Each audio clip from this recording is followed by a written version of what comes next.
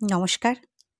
আমার গল্প পাঠ চ্যানেলের পক্ষ থেকে আবারও সবাইকে গল্প শোনার আহ্বান জানিয়ে আজকের গল্প শুরু করছি। আজকের গল্প প্রভাত কুমার মুখোপাধ্যায়ের লেখা বিএ পাশ কয়েদি। চলুন গল্পটি শুনে নিই। পশ্চিমের একটি শহর। জজের আদালত, ফৌজদারি আদালত, কালেক্টরি প্রভৃতি শহরের ভিতর হইলেও জেলখানাটি শহরের বাহিরে 1 মাইল দূরে অবস্থিত। জেলার কর্তা অর্থাৎ জেলর বাবু নাম ইন্দ্রভূষণ সান্যাল, বয়স 44 বৎসর। স্ত্রীর নাম মনোরমা, বয়স 38। ইহাদের 2টি পুত্র, নগেন্দ্র ও খগেন্দ্র, বয়স 15 এবং 5 বৎসর। কন্যা হয় নাই। জেলখানার ফটকের উপর দ্বিতলে জেলর বাবুর সরকারি বাসা। পশ্চাতে টানা বারান্দা। সে বারান্দায় দাঁড়াইলে জেলখানার ভিতরটা অনেকখানি দেখা যায়। জেলর বাবুর স্ত্রী মনোরমা সকালে বিকালে সেই বারান্দায় দাঁড়াইয়া জেল প্রাঙ্গণে কয়েদিগণের আহার, গতিবিধি ও অন্যান্য কার্যকলাপ দেখিয়া চিত্ত বিনোদন করিয়া থাকেন। মনোরমার বড় কষ্ট। কোনো প্রতিবেশিনী নাই যে আসিয়া 2 দণ্ড গল্প করিবে, 2 হাত তাস খেলিবে, অথবা চুলটা তাহার বাঁধিয়া দিবে।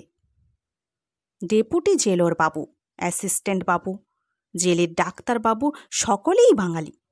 ইহাদেরও সরকারি বাসা রহিয়াছে, কিন্তু স্ত্রী নাই বা থাকিয়াও নাই। ডেপুটি বাবু বিপত্নিক। অ্যাসিস্ট্যান্ট বাবুর স্ত্রী 3 মাস হইল সন্তান সম্ভাবিতা হইয়া পিত্রালয়ে গিয়াছেন। কবে ফিরিবেন তাহার স্থিরতা নেই। ডাক্তারবাবুর গৃহের যিনি গৃহিণী, তাহাকে ডাক্তারবাবুর স্ত্রী বলিয়া প্রচার করিয়া থাকেন বটে, কিন্তু জনশ্রুতি এই যে বিবাহটা তাহাদের গন্ধর্ব মতে হইয়াছিল। কাজেই উক্ত মহিলার কোনো ভদ্র পরিবারের সহিত মেলামেশা নাই। কয়েক বৎসর পূর্বে পিত্রালয় হইতে মনোরমা এক অনাথা কায়স্থ কন্যাকে ঝি স্বরূপ আনিয়া নিজের কাছে রাখিয়াছিল। সে প্রায় মনোরমার সমবয়সী ছিল। তার নাম ছিল কাতু বা কাত্যায়নী। নামে ঝি হইলেও পূর্বকালে রাজকন্যাদের যেমন সহচরী থাকিত, কাতু ছিল মনোরমার সেইরূপ সহচরী। উভয়ে বেশ আনন্দেই ছিল।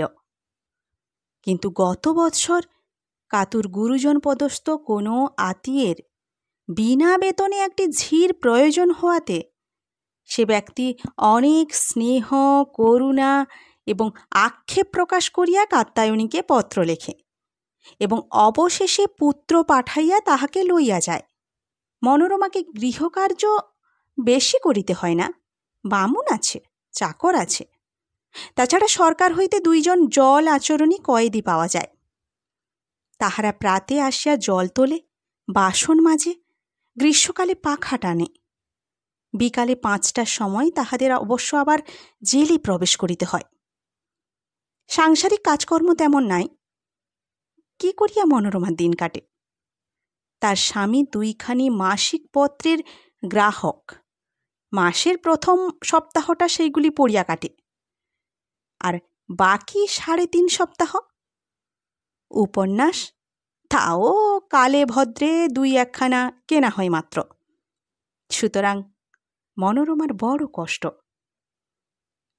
জেলর বাবু প্রাতে উঠিয়া চা পানান্তে 7টার সময় অফিসে যান, আবার 10:30 কিংবা 11টায় বাড়ি আসিয়া স্নানাহার করেন। তৎপরে দিবানিদ্রান্তে বেলা 3:30টায় উঠেন এবং 4টার সময় আবার অফিসে গিয়া 2-3 ঘণ্টা সরকারি কার্য করিয়া থাকেন। আজ আহারাদির পর মনোরমার যখন অবসর হইল, তখন বেলা 12টা বাজিয়া গিয়াছে। মনোরমা পশ্চাতের বারান্দায় মাদুর বিছাইয়া খোলা চুলের রাশি ছড়াইয়া দিয়া একখণ্ড মাসিক পত্র হাতে লইয়া শয়ন করিল। চুল শুকাইবার উদ্দেশ্যেই এ সময় এভাবে তাহার শয়ন। ভিতরের ঘরে পালঙ্কের ওপর তাহার স্বামী নিদ্রিত। বড় ছেলে নগেন স্কুলে গিয়াছে। ছোট খোকা অনেক দুষ্টামি করিবার পর অবশেষে পিতার পাশে শুইয়া ঘুমাইয়াছে। মনোরমা পত্রিকার ছবিগুলি দেখা শেষ করিয়া তারপর সূচিপত্র পরীক্ষা করিতে লাগিল। এ সংখ্যায় কয়টা গল্প আছে তাহাই দেখিবার বিষয়। গল্প সংখ্যার অল্পতা দেখিয়া সে অত্যন্ত বিরক্ত হইয়া আপন মনে বলিল, পোড়ার মুখো কাগজওয়ালাদের একটু যদি আক্কেল আছে, কেবল প্রবন্ধ আর প্রবন্ধ, কচু পোড়া খাও। প্রবন্ধ নিয়ে তো মানুষ ধুয়ে খাবে। হাতির মতো কাগজখানা 3টি মোটে গল্প, এ পড়তে কতক্ষণই বা লাগবে? বলিয়া প্রথম গল্পটি পড়িতে আরম্ভ করিল। কিন্তু গল্পের অর্ধেকটা পড়া হইবার পূর্বেই পত্রিকাখানি বুকে করিয়া ঘুমাইয়া পড়িল। বেলা যখন 2:30, তখন হঠাৎ মনোরমার ঘুম ভাঙ্গিয়া গেল। কে তার পায়ে হাত দিয়ে নাড়া দিতেছে। চক্ষু খুলিয়া দেখিল ঠিকাদার বাবুর স্ত্রী সরোজিনী। ও মা, তুমি? বলিয়া মনোরমা উঠিয়া বসিল। চক্ষু মুছিতে মুছিতে বলিল, কতক্ষণ এসেছ ভাই? সরোজিনী বলিল, তা প্রায় 1/2 ঘণ্টা হবে। 1/2 ঘণ্টা চুপ করে বসে আছো? আমায় জাগালে না কেন? আহা, অকাতরে শুয়ে ঘুমোচ্ছ, তুলতে মায়া হলো।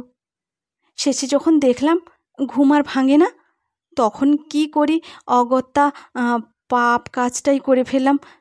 তা দিদি, খবর সব ভালো তো? ছেলেপিলে ভালো আছে? 10-12 দিন আসতে পারিনি, মেজ ছেলেটার জ্বর হয়েছিল।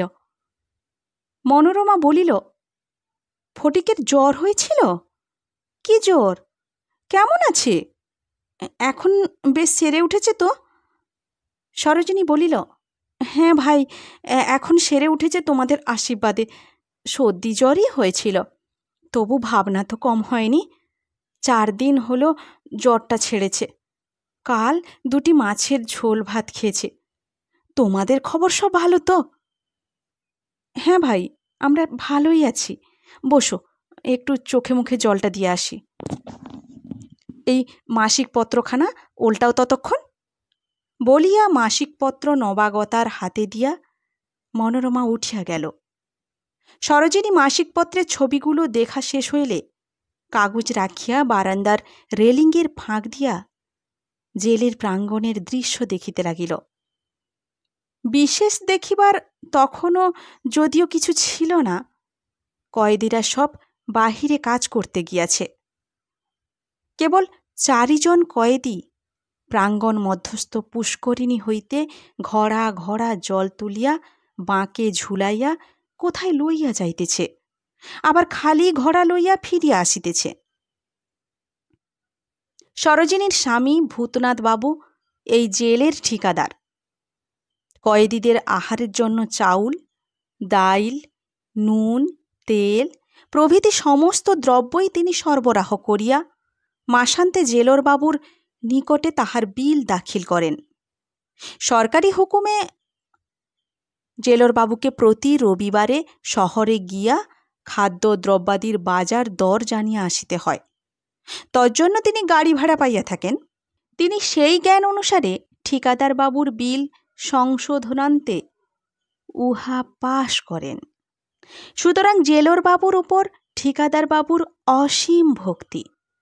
দেখা হইলেই আভূমি নত হইয়া পদধূলি গ্রহণ করেন এবং অপর কেহ সেখানে উপস্থিত থাকিলে কারণে অকারণে জেলর বাবুর বিদ্যা, বুদ্ধি, ধার্মিকতা এমনকি তাহার আকৃতি অবয়বের পর্যন্ত অজস্র প্রশংসা করিয়া উপস্থিত ভদ্রলোকগণকে প্রশ্ন করিয়া থাকেন, কি বলেন মশাই? আমি একটি বর্ণ বাড়িয়ে বলছি? এদিকে আবার ঠিকাদার গৃহিণীও জেলোর গৃহিণীকে দিদি বলিতে অজ্ঞান। বাড়িতে গাই আছে, খাঁটি দুধের ছানা কাটিয়ে সন্দেশ করিয়া আনিয়া দেয়। কুল পাকিলে কুলের আচার, কাঁচা আম উঠিলে কাসুন্দি, আর আম তেল প্রস্তুত করিয়া উপহার দেয়। বাজার হইতে উত্তম বোম্বাই আম কিনিয়া আনিয়া মনোরমাকে দিয়া বলে, দেশ থেকে এসেছিল আমাদের বাগানের আম। বাঙাল দেশের মেয়ে, ভালো শৌখিন কাঁথা সেলাই করিতে জানে। এবার জেলোর গৃহিণীর সন্তান সম্ভাবনা হইলে কাঁথা সেলাই করিতে আরম্ভ করিবে বলিয়া রাখিয়াছে। প্রায় 10 মিনিট পরে মনোরমা পানের ডিবা ও দোক্তার কৌটো হাতে করিয়া ফিরিয়া আসিয়া বলিল, পানকটা সেজে আনতে দেরি হয়ে গেল। চাকর বাকরদের সাজা পান আমার মুখে রোচে না, জানোই তো। সরোজিনী বলিল, হ্যাঁ তা জানি বই দিদি, কি চমৎকার যে তোমার পান সাজা, যে খেয়েছে সেই জানে। উনি কি বলেন জানো? উনি বলেন, আমি এই যে কাজকর্ম না থাকলে নিত্যি জেলোর বাবুর বাড়ি যাই, সে কেবল গিন্নি ঠাকুরুনের সাজা পান খাবার লোভে। আমায় বলেন, তুমি তার কাছে ওই রকম পান সাজা শিখে এসো না কেন? দিও তো দিদি 2-1 দিন দেখিয়ে। আচ্ছা দেব বলিয়া মনোরমা মুচকি হাসিল। কারণ নিজ হাতে পান সে নিজের জন্যই সাজিয়া থাকে। অতিথি অভ্যাগত তো দূরের কথা, স্বামীর পানও সে কদাচিৎ সাজে, কিন্তু সরোজিনী অপ্রতিভ হইবে বলিয়া সে আর তাহা প্রকাশ করিল না। পান ও দোক্তা সেবন করিতে করিতে দুইজনে গল্প করিতে লাগিল। 2-4 কথার পর সরোজিনী বলিল, ভালো কথা মনে পড়ে গেল গো, আমাদের বাড়ির পাশে যে উকিলবাবু আছেন না, কেদার ভট্টাচার্যি, তাদের দেশ থেকে একজন অনাথা স্ত্রীলোক এসে রয়েছে। ভদ্র ঘরের স্ত্রীলোক, জাতি ব্রাহ্মণ, তার 3 কুলে কেউ নেই, দেশে থাকতে খেতে পেত না, এখানে এসেছে। যদি কোনো ভদ্রলোকের বাড়িতে একটু রাঁধুনিগিরি কাজকর্ম জোটে। উকিলবাবুর বাড়িতে আমি তো প্রায় যাই কি না, উকিলবাবুর বউ মেয়েরাও আমাদের বাড়িতে আসে যায়। তোমাদের সব কথাই আমি তাদের বলেছিলাম। তাই উকিলবাবুর পরিবার সেদিন বললে, তুমি তো জেলোর বাবুর বাসায় প্রায় যাও, জিজ্ঞাসা করো না তাদের, তারা যদি মেয়েটিকে রাখেন। মনোরমা জিজ্ঞাসা করিল, বিধবা তো? না না না না, বিধবা কেন হবে, সধবা। কিন্তু স্বামী তার থেকেও নেই, সন্ন্যাসী হয়ে কোথায় নিরুদ্দেশ হয়ে চলে গেছে, কোনো খোঁজ খবর নেই। কতদিন নিরুদ্দেশ হয়েছে তা দিদি আমি জিজ্ঞাসা করিনি, 5-7 বছর হবে বোধহয়। না অত হবে না, তার কোলে একটি ছেলে, তার বয়স 4 বছর। জুড়ির বয়স কত? আমার চেয়ে ছোটই হবে, এই 18-19 বোধ হয়। বললে এটি তার প্রথম সন্তান নয়, আরও একটি হয়েছিল, সেটি 6 মাসের হয়ে মারা গেছে। মনোরমার মুখ দিয়া অস্ফুট স্বরে আহা শব্দটি বাহির হইল। কয়েক মুহূর্ত নীরবে চিন্তা করিয়া বলিল, মানুষটা নষ্টদুষ্ট নয় তো? সরোজিনী বলিল, তা কি করে জানবো দিদি, সে তো নারায়ণই জানেন, কিন্তু দেখে তো নষ্টদুষ্ট বলে মনে হয় না। খুব ঠান্ডা, মুখে কথাটি পর্যন্ত নেই, চোখ দুটি সদাই ছলছল করছে। তাছাড়া ধরো নষ্টদুষ্টুই যদি হতো, রাঁধুনিগিরি করতে আসবে কেন? ভরা সমন্ত বয়স, দেখতেও মন্দটি নয়। নাম কি তার? মোক্ষদা। কোথায় বাড়ি বললে? ওই যে উকিল বাবুদের বাড়ি যেখানে, বরিশাল জেলার কোনো একটা গ্রাম, নামটা মনে আসছে না। মনোরমা একটু ভাবিয়া বলিল, একদিন নিয়ে এসো না তাকে সঙ্গে করে, দেখি মানুষটা কেমন, কর্তার মতটাও জিজ্ঞাসা করে রাখি। তাকে আমরা রাখবো কি রাখবো না সে কথা এখন থেকে বলার কিছু দরকার নেই। সরোজিনী বলিল, বেশ, তা কবে আনবো বলো? তাকে শুধু বলবো এখন চলো এক জায়গায় বেরিয়ে আসি। মনোরমা বলিল, কাল কি পরশু যেদিন হয় নিয়ে আসো। বেশ, পরশুই তাকে আনবো তাহলে। কিয়ৎক্ষণ অন্যান্য কথার পর সরোজিনী বিদায় গ্রহণ করিল। রাত্রিতে শয়নের পূর্বে মনোরমা স্বামীর নিকট কথাটা পাড়িল। ইন্দ্রবাবু সমস্ত শুনিয়া বলিলেন, রান্নার কাজ খুঁজছে, তা বামুন তো তোমার রয়েছে, কি করবে সে? মনোরমা কহিল, রান্নাবান্নার কাজই যে তাকে দিয়ে করাতে চাচ্ছি তা নয়, ঘরকন্নার অন্য সব কাজ তো রয়েছে। এই বিদেশে পড়ে আছি, একটা মানুষজন নেই, পাড়া প্রতিবেশী নেই, দুটো কথা কয়ে তো বাঁচব। ইন্দ্রবাবু হাসিয়া কহিলেন, ও, তোমার একটি সহচরীর দরকার, তাই বলো? মনোরমা কহিল, সে তুমি যাই বলো। তারপর বামুন ঠাকুরে যদি দুদিন অসুখ বিসুখীও হলো, বামুনের মেয়ে, তাকে দিয়ে স্বচ্ছন্দে কাজ চালিয়ে নিতে পারবো। হলো বা ছোটো খোকাকে স্নানটা করিয়ে দিল, এই রকম সব কাজ আর কি। তারপর ধরো যা সন্দেহ করছি তাই যদি শেষে দাঁড়ায়। বলিয়া মনোরমা লজ্জায় অবনতমুখী হইল। ইন্দ্রবাবু হাসিয়া বলিলেন, তা বটে, ছোট খোকা হওয়ার সময় কাতি ধাই ছিল, তাই অনেক উপকার পাওয়া গিয়েছিল। আচ্ছা, তুমি তাকে আসতে বলেছ? আসুক, তার সঙ্গে কথাবার্তা কয়ে দেখো, তারপর যা বিবেচনা হয় করা যাবে। মোক্ষদা আসিলে তাহাকে দেখিয়া তাহার সহিত কথাবার্তা কহিয়া মনোরমার ভারী পছন্দ হইয়া গেল। সরোজিনী বলিয়াছিল, তাহার বয়স 18-19, কিন্তু মোক্ষদা নিজে বলিল, তাহার 21 পূর্ণ হইয়া গিয়াছে, 22 চলিতেছে।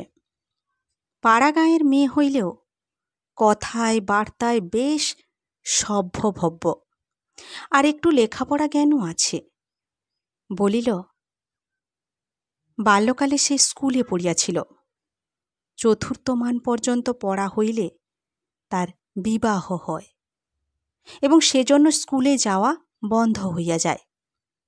বাংলার সঙ্গে 3খানা ইংরাজি কেতাবও সে পড়িয়াছিল।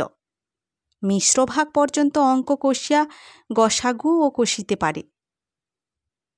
তাছাড়া ভূগোল, প্রবেশ, ইতিহাস পাঠ ইত্যাদিও পড়িয়াছিল, কিন্তু এখন সেসব আর তাহার মনে নাই। ছেলেটিও তাহার বেশ শান্তশিষ্ট, কোনরূপ অন্যায় আবদার নাই, দৌরাত্ম্যও নাই। মনোরমা তাহাকে খোরাক, পোশাক ও মাসিক 4 টাকা বেতনে নিযুক্ত করিয়াছে। মনোরমা বেতনের কথা জিজ্ঞাসা করিলে মোক্ষদা বলিয়াছিল, আমি আর কি বলবো, আপনি বিবেচনা করে যা দেবেন তাই আমার যথেষ্ট। ভদ্র ঘরে আশ্রয় পেলাম, এই আমার পরম সৌভাগ্য। মোক্ষদার কাপড় চোপড়ের দুরাবস্থা দেখিয়া মনোরমার বড় দুঃখ হইল। স্বামীকে বলিয়া ঠিকাদার বাবুর দ্বারা মোক্ষদা ও তাহার পুত্রের জন্য আবশ্যক বস্ত্রাদি আনাইয়া দিল। ঠিকাদার বাবু যেরূপ সস্তায় জিনিসপত্র কিনিতে পারেনি, এমন আর কেহই পারে না। মোক্ষদা মনোরমার হাতের কাজ কাড়িয়া নিজে করে। নিজ পুত্র অপেক্ষা মনোরমার পুত্র দুইটিকে অধিক যত্ন করিয়া থাকে। কর্ত্রী ঠাকুরানীকে সে দিদি এবং কর্তাকে দাদাবাবু বলিতে আরম্ভ করিয়াছে। যদিও কর্তার সামনে সে বাহির হয় না, তাহার সঙ্গে কথা কহা তো দূরের কথা। আজ রবিবার, রবিবার সকালে ইন্দ্রবাবু অফিস যান না। এই সময় তাহার বাজার দর যাচাই করিবার জন্য শহরে যাইবার কথা। শহরে যাওয়ার জন্য গাড়ির আবশ্যক হইলে সেই শহরে লোক পাঠাইতে হয়। ভৃত্য গিয়াছে গাড়ি আনিতে। বড় ছেলে নগেন ম্যাচ দেখিতে গিয়াছে। ইন্দ্রবাবু স্ত্রীর সহিত পশ্চাতের বারান্দায় বসিয়াছিলেন। হঠাৎ তিনি বলিয়া উঠিলেন, ওগো দেখো, ওই পুকুরের পাড়ে নিম গাছের তলায় ছোকরা গোছের একজন কয়েদি দাঁড়িয়ে আছে, দেখছ? মনোরমা বলিল, হ্যাঁ, কে ও? ও একজন সাধারণ কয়েদি নয়, ও বিএ পাস। BA pass? বলো কি, চুরি করেছিল নাকি? না, চুরি নয়, ডাকাতি করেছিল বলা যায়। ও যে একজন মস্ত স্বদেশী। কোনো স্বদেশী ডাকাতি বুঝি? ইন্দ্রবাবু হাসিয়া বলিলেন, ডাকাতিও কি স্বদেশী আর বিলেতি হয়? তা নয়, দেশ উদ্ধারের জন্য টাকা সংগ্রহ করবার উদ্দেশ্যে যে ডাকাতি, তাকেই আমি স্বদেশী ডাকাতি বলছিলাম আর কি। ওর নাম কি? কোথায় ডাকাতি করেছিল? ওর নাম শরৎ বাড়ুজ্যে। কোথায় ডাকাতি করেছিল তা এখন আমার মনে নেই, কিন্তু সে সময় খবরের কাগজেও আমি ওর মোকদ্দমার কথা পড়েছিলাম। কতদিনের কথা? বছর তিনেক হবে, কিন্তু কিছু বেশি। আমরা তখন পাটনায়। আগে ও আলিপুর জেলে ছিল, এই মাস দেড়েক হবে এখানে এসেছে। কতদিন পরে ওর খালাস হবে? 5 বছর জেল হয়েছিল, এখনও বুঝি বছরখানেক বাকি আছে। যাহার বিষয়ে এই আলোচনা হইতেছিল, এতক্ষণে সে লোক অদৃশ্য হইয়াছিল। মনোরমা বলিল, আহা, ব্রাহ্মণের ছেলে, উচ্চশিক্ষিত, দেখো দেখি একবার কর্মের ভোগ। কেন বাপু তোরা এসব করিস? কি কাজ এখানে ওকে করতে হয়? অফিসের কাজ করে তো? লেখাপড়া জানা কয়েদি যখন। ইন্দ্রবাবু বলিলেন, সাধারণত লেখাপড়া জানা কয়েদি হলে তাকে অফিসের কাজই দেয়া হয় বটে, কিন্তু এই যে অসাধারণ, গভর্নমেন্টের হুকুম নেই, ওকে বাগানের কাজ দিয়েছি, বেশি খাটতে হয় না। প্রত্যেক জেলের সংলগ্ন একটা করিয়া বাগান থাকে, সেখানে জলের খরচের জন্য শাক সবজি তরকারিপাতি উৎপন্ন করা হয়। জেলের কয়েদিরাই সেই সব বাগানের কার্য করিয়া থাকে। এ সময় ভৃত্য আসিয়া সংবাদ দিল, গাড়ি আসিয়াছে। ইন্দ্রবাবু প্রস্তুত হইবার জন্য উঠিয়া গেলেন। রাত্রিতে আহারাদির পর যখন শয়ন করিয়া মনোরমা স্বামীকে বলিল, ওগো দেখো, আমার মুখ্যদা ওই ছেলেটির সম্বন্ধে অনেক কথা জানে। তোমাতে আমাতে যখন কথা হচ্ছিল, ঘরের ভিতরে পান সাজতে সাজতে ও বসে শুনেছিল। কোন ছেলেটি? ওই যে তোমার বিএ পাশ করা ডাকাত, শরৎ মুখুজ্জে না কি? শরৎ বাড়ুজ্জে। যখন ঢাকায় ওর মোকদ্দমা হয়েছিল, খবরের কাগজে সব কথা মোক্ষদা পড়েছিল।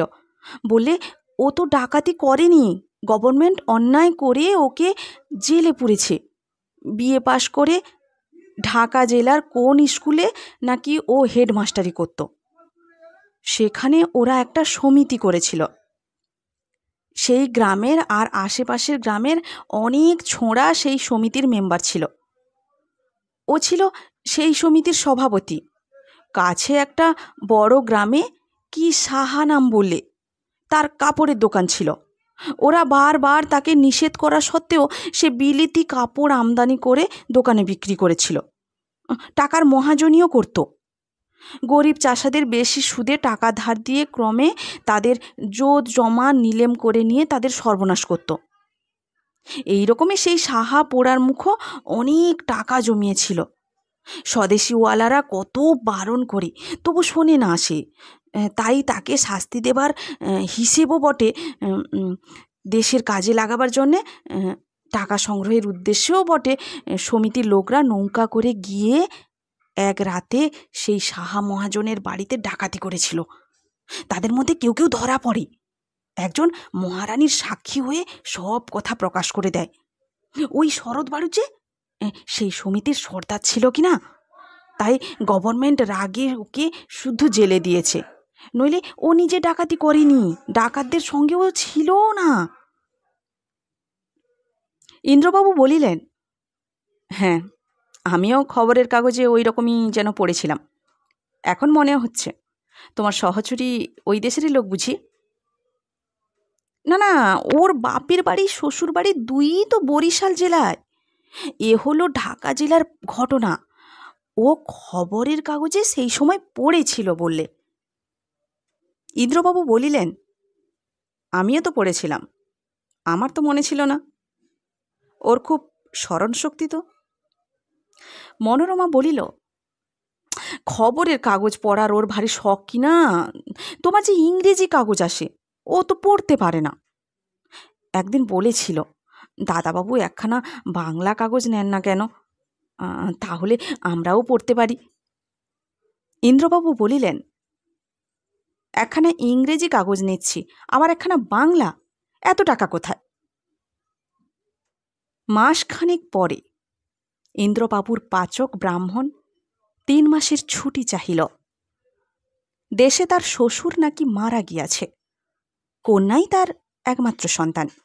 যোদ জমি যাহা কিছু শ্বশুর রাখিয়া গিয়াছে সমস্তই তাহার প্রাপ্য, কিন্তু দুষ্ট প্রকৃতি জ্ঞাতিরা সে সকল জবরদখল করিবার চেষ্টায় আছে। এই বলিয়া কয়েকদিন পরেই বামুন ঠাকুর দেশে রওনা দিলেন। ঠিকাদার বাবুর সাহায্যে অন্য একজন পাচক সংগ্রহের চেষ্টা চলিতে লাগিল। পাকশালার ভার পড়িল মোক্ষদার উপর। মনোরমাও তাহাকে মাঝে মাঝে সাহায্য করে। এইরূপ কয়েকদিন চলিল। ইন্দ্রবাবু একদিন দ্বিপ্রহর আহারে বসিয়া বলিলেন, হোগো দেখো, সেই স্বদেশী কয়েদি শরৎ বাড়ুজ্যের সঙ্গে আজ আমার অনেক কথা হলো। কি কথা হলো? সে আমায় বলছিল, মশাই, জেলের অন্ন খেয়ে খেয়ে আমার তো প্রাণ ওষ্ঠাগত হয়ে গেল। বাড়ির কাজকর্ম করবার জন্য আপনার তো 2 জন কয়েদি সরকার থেকে বরাদ্দ আছে। আমায় যদি সেই একজনের জায়গায় নিযুক্ত করেন তো একবেলা দুটো খেয়ে বাঁচি।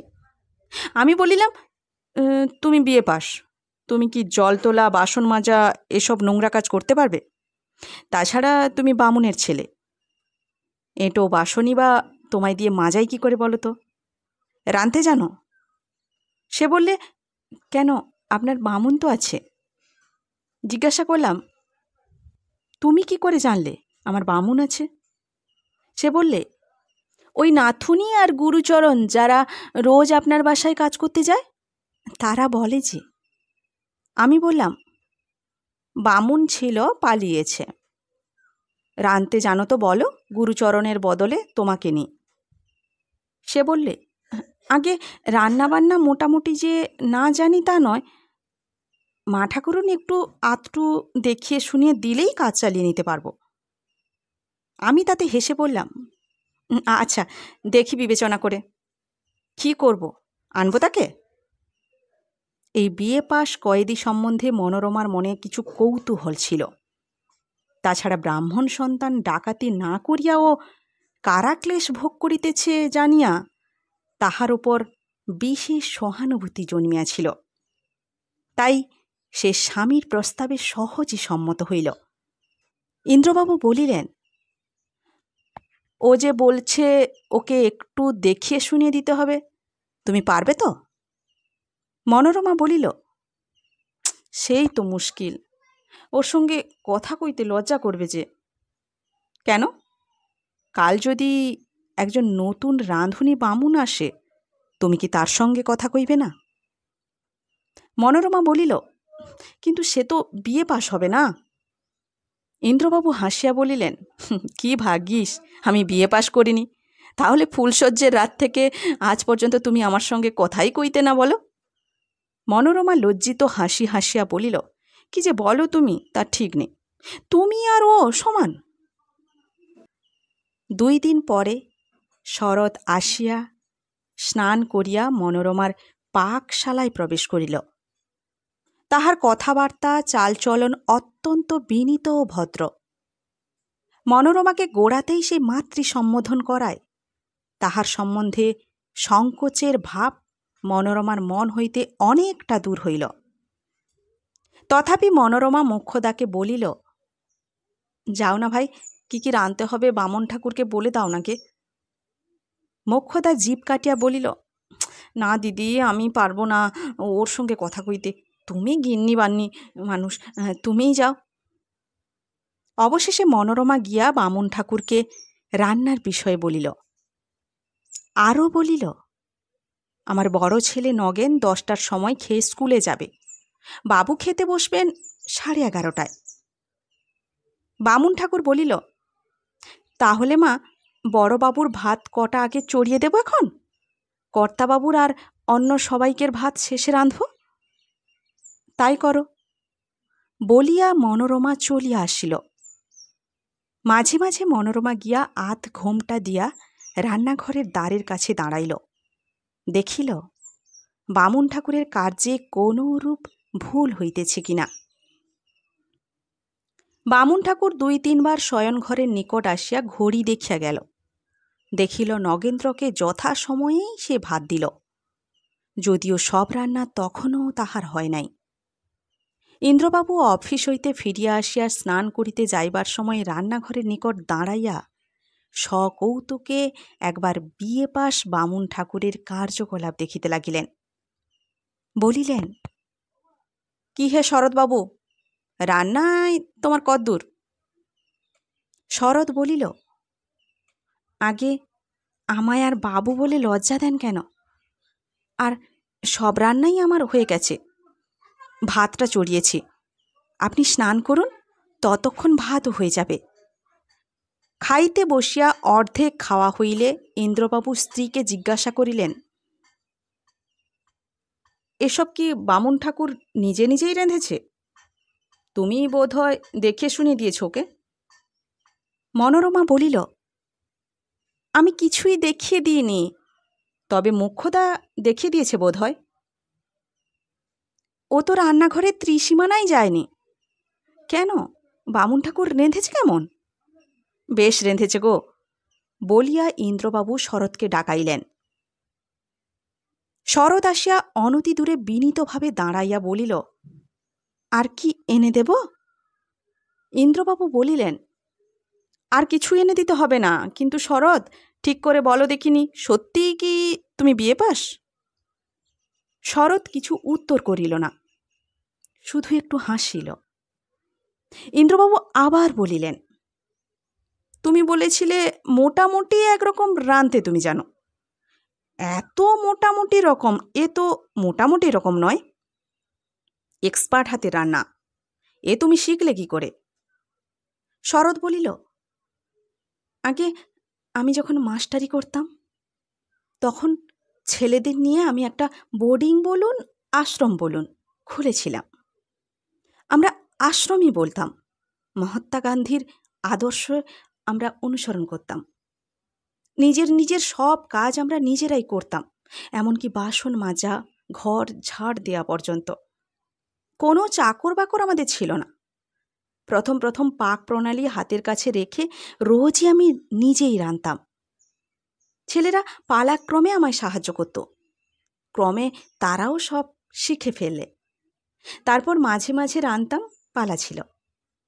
হাতে কলমে শেখা আর কি। ইন্দ্রবাবু হাসিতে লাগিলেন। মনোরমা বিস্ময় ও শ্রদ্ধা মিশ্রিত দৃষ্টিতে বামুন ঠাকুরের পানে চাহিতে লাগিল। ইন্দ্রবাবু বলিলেন, তোমার খালাসের বুঝি আর 1 বছর বাকি আছে? শরৎ বলিল, 10 মাস। 10 মাস? হয়তো শেষে গুন্ডাক্টের জন্য 1 মাস তুমি রেহাই পাবে। তবে তুমি স্বদেশী কয়েদি বলা যায় না। এই অনুগ্রহ গভর্নমেন্ট তোমায় নাও করতে পারেন। আপাতত আমি ব্যবস্থা করেছি, সারাদিন তুমি আমার বাসাতেই থাকবে। ওবেলা তখন খাবার টাবারগুলো করে দিয়ে 5টার সময় জেলে ঢুকে থাকবে। সারাদিন বসে তুমি কি করবে? তুমি তোমার আত্মজীবন চরিত লেখো। খালাস হয়ে সে বই তুমি ছাপাবে। স্বদেশীর যেরকম হিড়িক, তোমার বই হু হু করেই বিক্রি হবে। যতদিন আবার কাজকর্ম একটা না জোটাতে পারো, সেই বইয়ের আয়ে তোমার চলে যাবে। শরৎ বলিল, জি আগে, আপনার এই পরামর্শ ভালো। পরদিন বড় খোকা নগেন্দ্র স্কুল হইতে ফিরিয়া একখানা বাঁধানো এক্সারসাইজ বুক বামুন ঠাকুরকে দিল। মা তাকে পয়সা দিয়েছিলেন। 3 মাস অতীত হইল, কিন্তু ইন্দ্রবাবুর বামুন ঠাকুর ফিরিয়া আসিল না। মনোরমা বলিল, ওরা তো ওই রকমই করে, একবার ছুটি নিয়ে দেশে গেলে আর সহজে আসতে চায় না। ইন্দ্রবাবু বলিলেন, শ্বশুরের বিষয় সম্পত্তি পেয়ে তার বোধহয় অবস্থা ফিরে গেছে, আর চাকরি করবার দরকার নেই। কাজ তো চলে যাচ্ছে, কিন্তু শরৎও বোধহয় আর বেশি দিন এখানে থাকবে না। বদলির হুকুম এসেছে নাকি? না, আসেনি এখনো, কিন্তু আসতে কতক্ষণ। স্বদেশি কয়েদিকে গভর্নমেন্ট বেশি দিন তো আর জেলে রাখে না, এক জেলে। এখানে কতদিন হলো ওর? মাস 6 হলে বুঝি। ওর মেয়াদের তো আর 6 মাস মাত্র বাকি আছে। বেশ কাজকর্ম করছিল, অতি ঠান্ডা স্বভাব, সচ্চরিত্র। বাকি 6টা মাস এখানে ও থাকলেই বেশ হতো। এই 3 মাসে শরৎ সকলেরই প্রীতিভাজন হইয়া উঠিয়াছে। অন্যান্য কয়েদি যাহারা জেলর বাবুর বাড়িতে আসিয়া গৃহকার্য করিবার হুকুম পায়, একটা দুর্লভ সুযোগ তাহারা লাভ করে লুকাইয়া তামাক খাইতে পায়।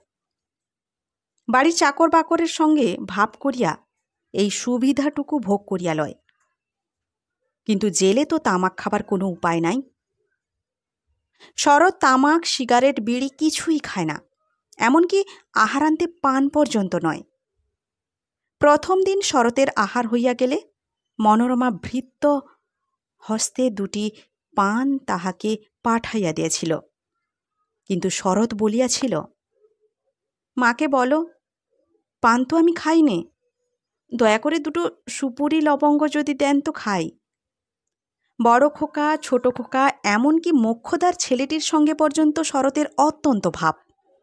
বড় খোকা শরৎ কত দিন দেশ বিদেশের গল্প বলে, বিশেষ করে নেপোলিয়নের যুদ্ধের গল্প এমন সুন্দর করিয়া বলিতে পারে যে শুধু বড় খোকাকে নহে, মনোরমা মোক্ষদাও শুনিয়া মুগ্ধ হইয়া যায়।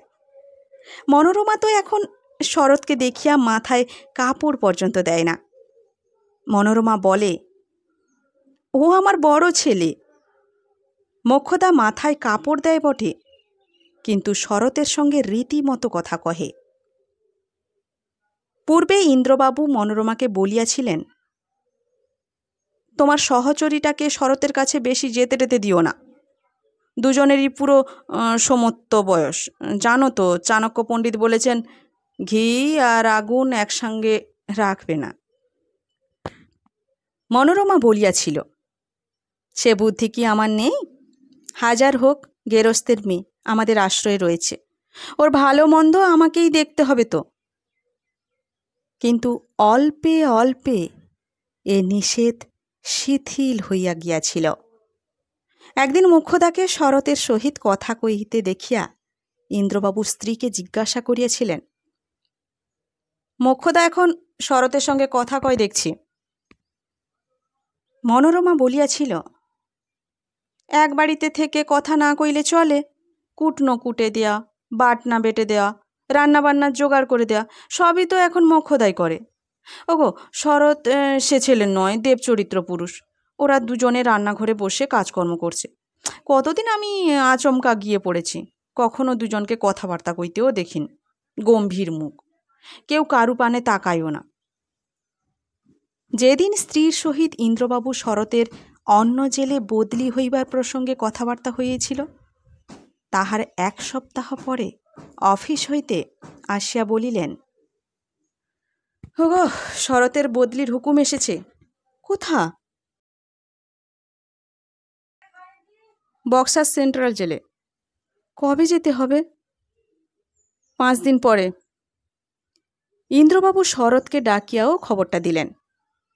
শুনিয়া সে মুখখানি চুন করিয়া রহিল। শরতের বদলির সংবাদে বাড়িশুদ্ধ সকলেই দুঃখিত। ইন্দ্রবাবু বলিলেন, ঠিকাদারবাবুকে বলি যদি জানাশোনা একটা ভালো বামুন জোগাড় করে দিতে পারেন। শেষ দিন কর্ম করিয়া বিকালে জেলে প্রবেশ করিবার পূর্বে শরৎ মনোরমাকে বলিল, মা, 1 মাস আপনার বাড়িতে বড় সুখেই ছিলাম, যেন বাড়ির ছেলের মতো ছিলাম। আমি যে জেল খাটছি তা আমার মনেই হতো না। কাল বেলা 9টার সময় আমায় নিয়ে যাবে। যাবার আগে একবার আপনার পায়ের ধুলো নিয়ে যেতে চাই। আপনি বাবাকে বলে হুকুমটা করিয়ে দেবেন, নইলে তো সে সময় আমাকে আসতে দেবে না। মনোরমা সজল নয়নে স্বীকৃত হইল। পরদিন যথাসময়ে শরৎ আর আসিল না। আজ মোক্ষদাই রাঁধিবে। তবে আজ ফতেয়া দোয়াজ দাহামের ছুটি বলিয়া নগেনের স্কুল নাই, রান্নার তাড়াতাড়িও নাই। 7টার সময় যখন জেলরবাবু অফিসে যাইতেছিলেন তখন মনোরমা তাহাকে শরতের বিষয় স্মরণ করিয়া দিয়াল। ইন্দ্রবাবু বলিলেন, আমি গিয়েই তাকে পাঠিয়ে দিচ্ছি। ইন্দ্রবাবু চলিয়া গেলে মনোরমা মোক্ষদাকে বলিল, তুমি তাহলে স্নান টান সেরে নিয়ে রান্নার জোগাড় করে দেখো। তোমার স্নান হয়ে গেলে আমিও স্নান করে রান্নাঘরে যাব। অন্যদিন অপেক্ষা আজ একটু সকালেই 10:30 না বাজিতেই ইন্দ্রবাবু অফিস হইতে বাড়ি ফিরিলেন। বস্ত্র পরিবর্তন করিতেছেন। এমন সময় মনোরমা ঘরমাক্ত কলেবরে আসিয়া প্রবেশ করিল। ইন্দ্রবাবু বলিলেন, কি গো, কোথায় ছিলে? রান্না করছিলাম। কেন, মোক্ষদা? মনোরমা মুখখানি গম্ভীর করিয়া কিয়ৎক্ষণ নীরব রহিল। তারপর বলিল, ওর হাতে আমাদের আর খাওয়া চলবে না। কেন, কি হয়েছে? মনোরমা থামিয়া থামিয়া বলিল, ও খারাপ মেয়ে। ইন্দ্রবাবু আশ্চর্য হইয়া বলিলেন, সে কি, কে বললে, কোথা থেকে শুনলে তুমি? আমি নিজের চোখে দেখেছি, ভাত চড়িয়ে দিয়ে এসেছি, এখনো ফুটতে দেরি আছে। সব কথা বলি শোনো। বলিয়া মনোরমা একখানা চেয়ারে বসিল। ইন্দ্রবাবু শঙ্কিত নেত্রে স্ত্রীর পানে চাহিয়া বলিলেন, কি বলো দেখি। তখন মনোরমা বলিতে লাগিল, তুমি অফিস যাওয়ার সময় শরৎকে পাঠিয়ে দিতে তোমায় বললাম তো। সে 8টার সময় আমায় প্রণাম করতে এলো। মোক্ষদা তখন স্নানের ঘরে। আমি গিয়ে ঘরে বসে তেল মাখছি, শরৎ এসে আমার কাছে বসল। সে থাকতে থাকতেই মোক্ষদা স্নানের ঘর থেকে বেরুলো, বেরিয়ে ওদিকে চলে গেল। তারপর শরৎ আমায় প্রণাম করে বিদায় নিলে আমি স্নানের ঘরে ঢুকে দোর বন্ধ করলাম। স্নান করতে গিয়ে দেখি আমার গামছাখানা নেই। আবার বেরিয়ে গামছা খুঁজতে খুঁজতে রান্নাঘরের বাইরে গিয়ে দেখি শরৎ আর মোক্ষদা দুজনে জড়াজড়ি করে দাঁড়িয়ে আছে। মোক্ষদার মাথা শরতের কাঁধের উপরে, দুজনে একেবারে জ্ঞান শূন্য। তারপর মোক্ষদার মাথাটা শরৎ তুলে তার মুখে চুমুটুমু খেয়ে চোখ মুছতে মুছতে পিছনে সিঁড়ি দিয়ে নেমে গেল। মনে করেছিল গিন্নিমা স্নানের ঘরে বন্ধ, কেউ আমাদের দেখতে পাবে না। তুমি যে দাঁড়িয়ে আছো তা শরৎ দেখলে না? আর মোক্ষদা? মোক্ষদা আমায় দেখলে বই কি একটু পরেই। তুমি কি বললে? রাগে আমার ব্রহ্মাণ্ড জ্বলে যাচ্ছিল। আমি দাঁড়িয়ে থরথর করে কাঁপছিলাম, মুখ দিয়ে আমার কথা বেরোচ্ছিল না। কোনো রকমের শুধু বললাম, মোক্ষদা তুমি আর রান্নাঘরে ঢুকো না। বলেই আমি গামছাখানা নিয়ে স্নানের ঘরে গেলাম। প্রায় 15 মিনিট স্নান করতে পারলাম না। কাঠের মূর্তির মতো বসে রইলাম। তারপর স্নান সেরে মাথা মুছতে মুছতে ও ঘরে গিয়ে দেখি কয়েদিদের নিয়ে যাবার জন্য জেলের গাড়ি ফটকে দাঁড়িয়ে আছে, আর মোক্ষদা জানালার গড়ার ধরে দাঁড়িয়ে হাঁ করে ফটকের পানে চেয়ে আছে। আমি যে ঢুকেছি তা বিবির হুঁশ পর্যন্ত নেই। ইন্দ্রবাবু বলিলেন, তুমি দেখে ফেলেছ জেনেও পরেও লজ্জা শরম একেবারে বিসর্জন। মনোরমা বলিল, ওগো বুঝছো না, ধরা পড়ে 2 কান কাটা হয়ে গেল কিনা। 1 কান কাটা যায় গায়ের বার দিয়ে, 2 কান কাটা যায় ভেতর দিকে। কোথা সে এখন? পালিয়েছে বোধহয়। পালাবে কেন, নিজের বিছানায় শুয়ে বিরহিণী বোধহয় বিরহের কান্না কাঁদছেন। ইন্দ্রবাবু কিয়ৎক্ষণ স্তব্ধ হইয়া বসিয়া থাকার পর থামিয়া থামিয়া ধীরে ধীরে বলিতে লাগিলেন, সংসারে মানুষ চেনবার উপায় নেই। ওই পাজিটাকেই তুমি একদিন বলেছিলে না দেব চরিত্র পুরুষ, আর তাও ওই মোক্ষদারই সম্বন্ধে। আর মোক্ষদাও যে এমন ভিজে বেড়ালটি তা তো একদিনের জন্যও সন্দেহ হয়নি। ছি ছি ছি, ভদ্রলোকের বাড়িতে কি কাণ্ড। দুপুরবেলা আমি এ ঘরে নাক ডাকিয়ে ঘুমোই। তুমিও মাঝে মাঝে শহরে বন্ধু বান্ধবের বাড়ি নেমন্তন্ন খেতে গিয়েছ। দিব্যি সুযোগটি পেয়েছিল ওরা। ছি, চুলোয় যাক, এখন আর কি করা যায় বলো দেখি। মনোরমা বলিল, ঝাঁটা মেরে বিদায় করে ছাড়া আর কি করবার আছে? তুমি স্নান করে ফেলো, আমার ভাতও বোধ হয়ে গেল। আহারান্তে ইন্দ্রবাবু শয্যায় বসিয়া তামাক খাইতে লাগিলেন। তামাকটা শেষ হইলেই শয়ন করিবেন। মনোরমা মুখদার ভাত বাড়িয়া অবহেলা ভরে তাহারা ঘরে থালাখানা ফেলিয়া আসিয়া স্বামীর পাতে নিজে খাইতে বসিল। ইন্দ্রবাবু তামাকটা শেষ করিয়া কি পড়িতে পড়িতে ঘুমাইবেন এমন একটা বইটই খুঁজতেছিলেন। এমন সময় বড় খোকা একখানা খাতা হাতে প্রবেশ করিয়া বলিল, বাবা, শরৎদা তার আত্মজীবনীখানা ফেলে গেছে। ইন্দ্রবাবু অন্য বই না খুঁজিয়া কৌতূহলবশত সেইখানা হাতে লইয়াই শয়ন করিলেন। প্রথমে শেষটা দেখিলেন সমাপ্ত হইয়াছে কিনা। দেখিলে সমাপ্ত হয় নাই। ঢাকা জেলায় তাহার গ্রেপ্তারের কথা পর্যন্ত লেখা হইয়াছে। পৃষ্ঠা উল্টাইয়া এখানে সেখানে দেখিতে দেখিতে দেখিলেন একটা পরিচ্ছেদের শিরোনাম রহিয়াছে, আমার বিবাহ। সেই পৃষ্ঠাতেই রহিয়াছে, অমুক গ্রামের অমুকের কন্যা শ্রীমতী মোক্ষদা সুন্দরীর সহিত আমার বিবাহ হইল। পড়িয়াই তাহার মনে হইল, এই মোক্ষদাই নহে তো। পড়িতে পড়িতে শেষ দিকে দেখিলেন গ্রেপ্তারের সময় দেশের স্ত্রী তাহার গর্ভবতী ছিল। তারিখ হিসাব করিয়া দেখিলেন এই মোক্ষদার পুত্রের সহিত বয়স মিলিয়া যায়। অবাক হইয়া ইন্দ্রবাবু বসিয়া ভাবিতেছেন, এমন সময় মনোরমা আহারান্তে আসিয়া দাঁড়াইল। ইন্দ্রবাবু বলিলেন, হোগো, মোক্ষদাকে একবার এখানে ডাকো তো। কেন? বিশেষ দরকার, এক মুহূর্ত দেরি করো না। মনোরমা মোক্ষদার ঘরে গিয়া দেখিল সে যেমন শুইয়া ছিল তেমনই শুইয়া আছে। কর্তার জরুরি তলব মনোরমা কঠোর স্বরে তাহাকে জানাইল। কাঁদিতে কাঁদিতে মনোরমার পশ্চাৎ পশ্চাৎ মোক্ষদা ঘোমটা দিয়া আসিয়া দাঁড়াইল। ইন্দ্রবাবু জিজ্ঞাসা করিলেন, মোক্ষদা, ওই শরৎ কয়েদি তোমার কি কেউ হয়? মোক্ষদা চোখে অঞ্চল দিয়া কাঁদিতে কাঁদিতে বলিল, আমার স্বামী। তুমি তাহলে এখানে হঠাৎ এসে পড়নি? তোমার স্বামী এখানে বদলি হয়ে এসেছে জেনেই তুমি এসেছিলে? আগে হ্যাঁ, বলিয়া মোক্ষদা যাইবার উপক্রম করিল।